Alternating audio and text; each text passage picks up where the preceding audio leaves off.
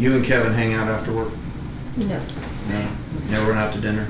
No. Never done anything together outside of work? Which kid? Cool. No. Never have? Uh-uh. Alright. So you're not friends? At work. At work? Okay. Alright. That makes sense. Alright. Joanne? You and Amanda hang out after work? Ever gone to dinner? Ever been on a date? Nothing. So you're not friends?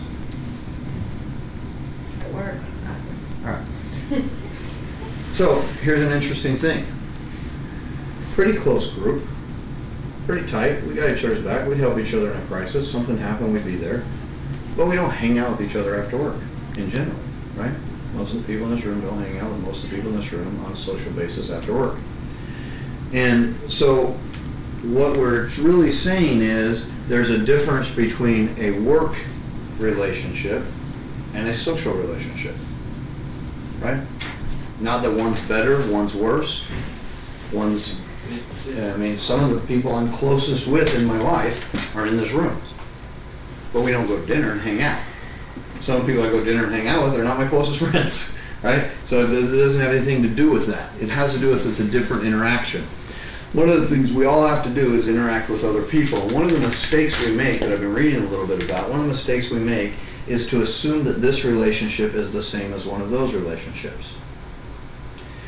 What this relationship is based on, your relationships with each other, is achieving an objective, achieving a goal, right? I mean, here's the friend, and here's the other friend, work friend I'm talking about. And our objective is to achieve some goal together. That's really why we're here. That's really what we do together. And one of the things that makes us closer sometimes than your outside friends is this very thing. We have to think, we have to work on stuff together, and we have to build together. That rarely happens with your social friends. With your social friends, you're mostly just hanging out. You hardly accomplish anything together, you hardly set any goals together, you hardly strive for anything together. You just kind of hang out. And sometimes that's nice, but sometimes this is also nice.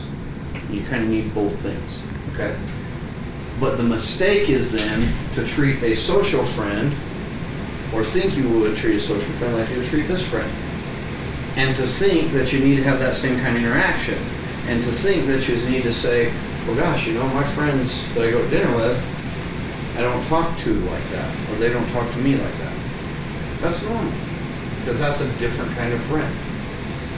These friends here is really not, friends really kind of the wrong word. We're friends, but it's really kind of the wrong word. It's, we are trying to accomplish a similar goal. So the way you be a good, how do you, so here you have your social friends. How do you be a good friend to your social friends? What is the definition of a good friend? Be there when they need you. Okay, be there when they need you. What else? Huh? Being honest. Be honest with them, right? You can share things with them. For good and bad. So you share good and bad, interact in your life. Get him out of jail when need be. Get them out of jail, or be in jail with them if you're a real good friend. Probably.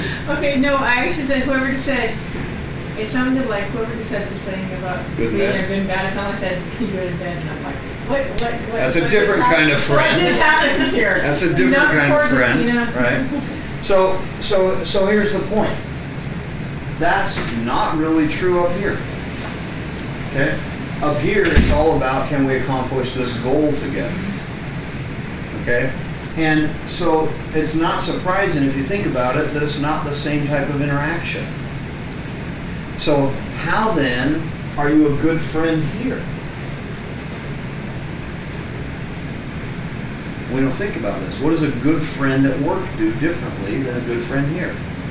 Just assume the other stuff we said is kind of the same. But what would be different? It's thinking. It's hard.